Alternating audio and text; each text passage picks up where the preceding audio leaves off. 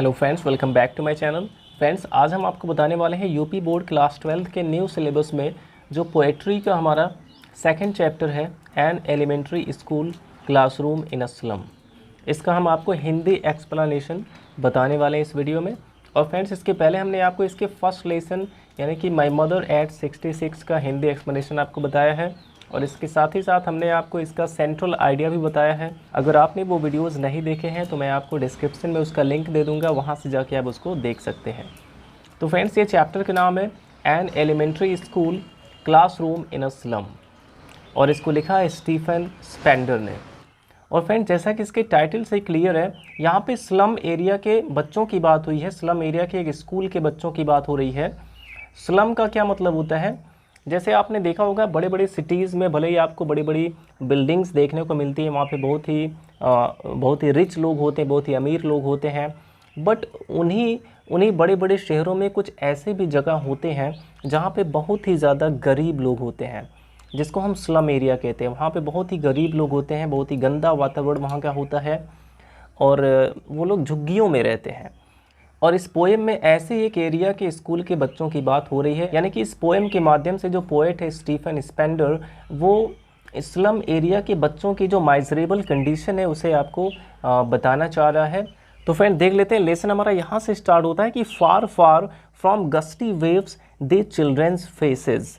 तो सबसे पहले देखिए, यहाँ पे जो FAR फार का यूज किया गया, जिसका मतलब बहुत दूर होता है, और इसका रिपीटेशन है यहाँ पे, यानी कि फार फार 2 बार आया, जिसका मतलब है बहुत दूर। फ्रॉम गस्टी वेव्स, यहाँ पे गस्टी वेव्स का क्या मतलब है? गस्टी वेव्स का मतलब तो वैसे होता है कि तेज़ लहरें, एकदम बहुत ही तेज़ लहरें, बट यहाँ पे गस्टी वेव्स का यूज़ किया गया है क्योंकि ये जो तेज़ लहरें होती हैं ये बहुत ही ज़्यादा एनर्जेटिक होती हैं, इसलिए यहाँ पे जो गस्टी वेव्स है इसका यूज़ एनर्जी के लिए किया गया है और ग्लो के लिए किया गया है।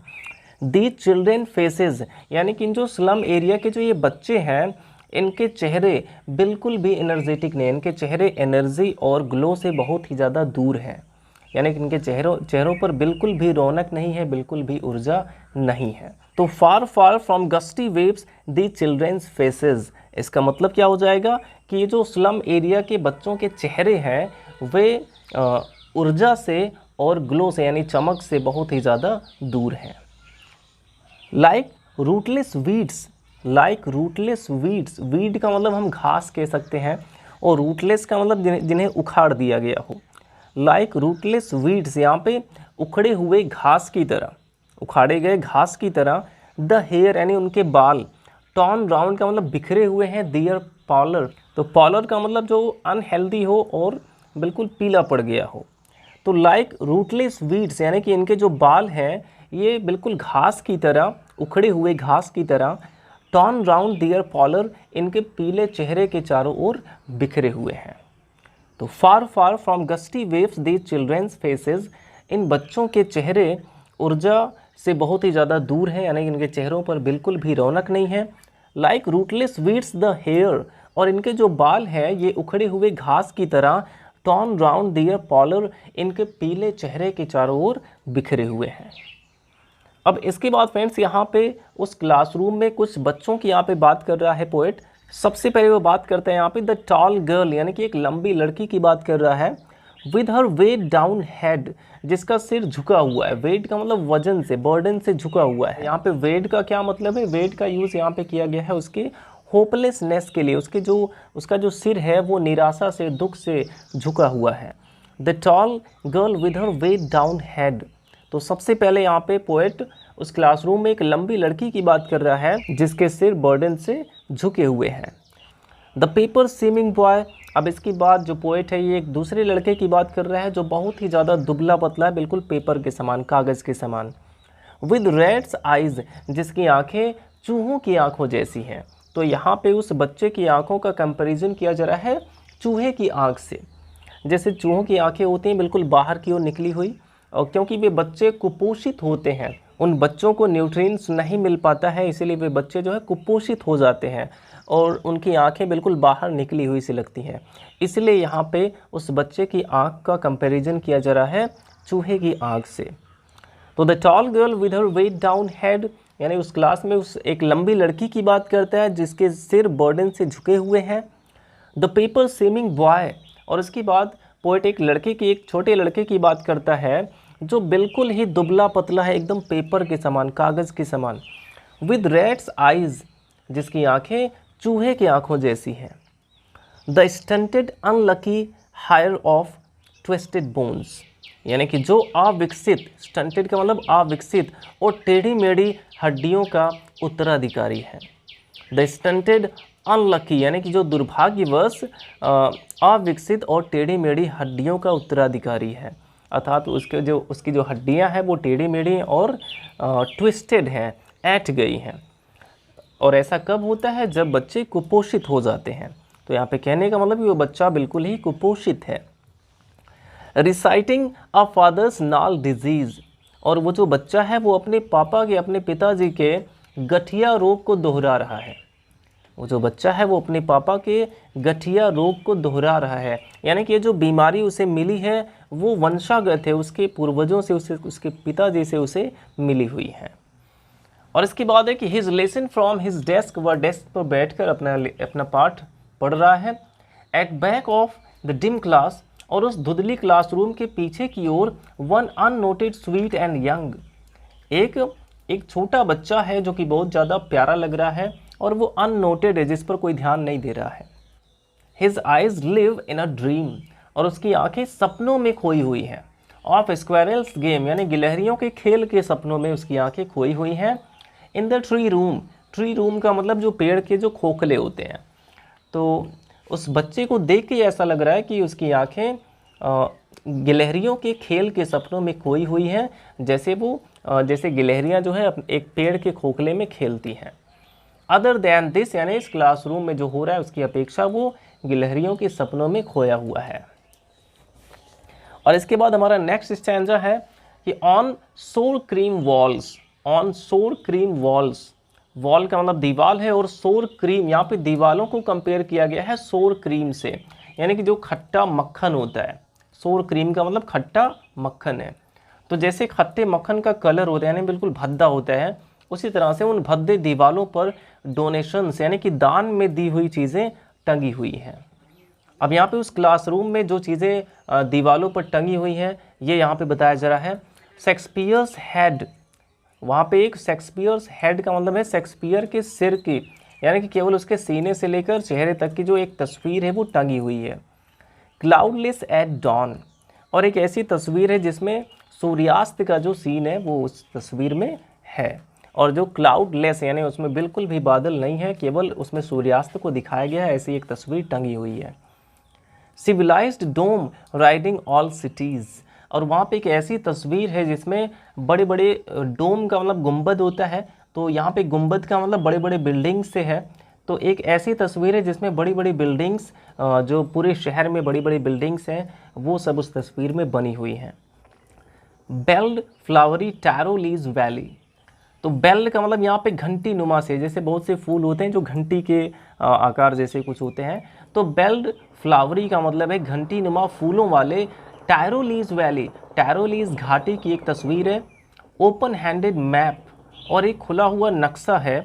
Awarding the world it's world, तो यहाँ पे देखिए फ्रेंड्स, यहाँ पे अवॉर्डिंग का मतलब परिचय कराना से है, परिचय कराना या पहचान कराना से है।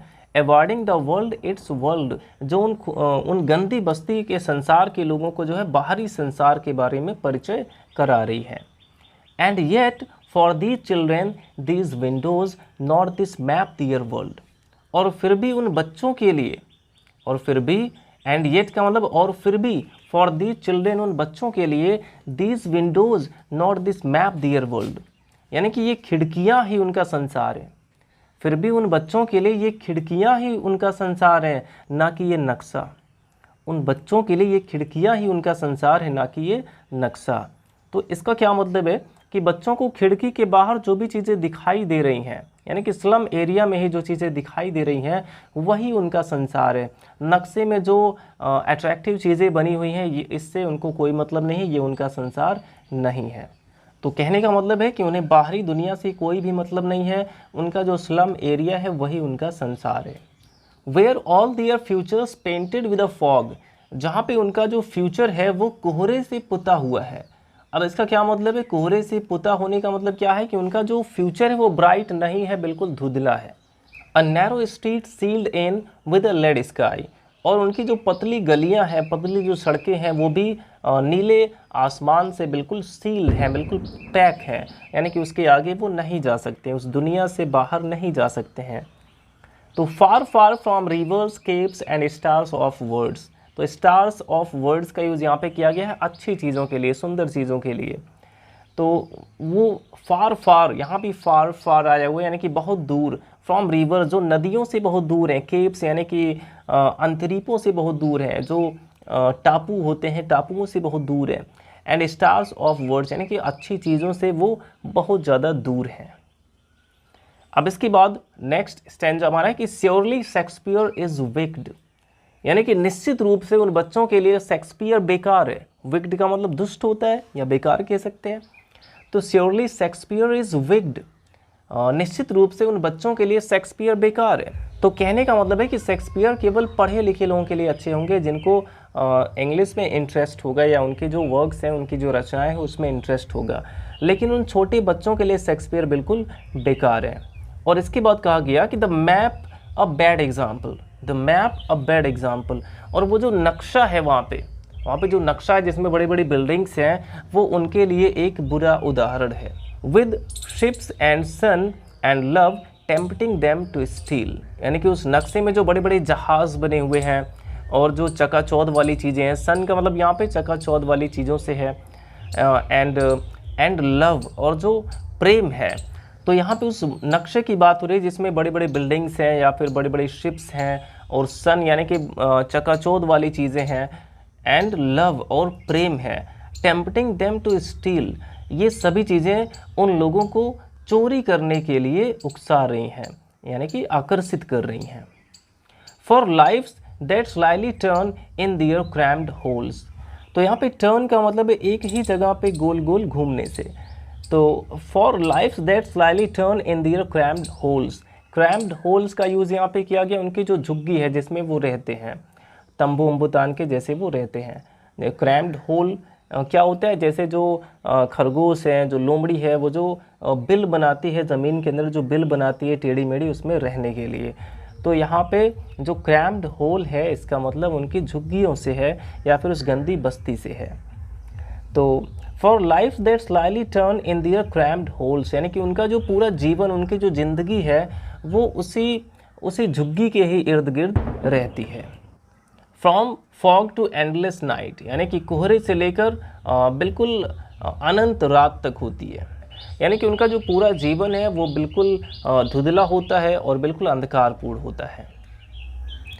On their slag heap, on their slag heap, slag का मतलब क्या होता है, स्लैग का मतलब वेस्ट मटेरियल होता है, और जनरली अगर देखा जाए तो जो धातु का जो वेस्ट मटेरियल होता है जिसको धातु मल भी कहते हैं शुद्ध हिंदी में, तो जो वेस्ट मटेरियल है उनके ऊपर, हीप का मतलब ढेर, उनके ढेर के ऊपर, on their slag heap, waste material के ढेर के ऊपर, these children wear skins peeped through by bones, these children wear skins, ये जो बच्चे हैं वे चमड़े पहने हुए हैं, पीप्ड थ्रू बाई बोन्स, जिसमें से हड्डियां झांक रही हैं।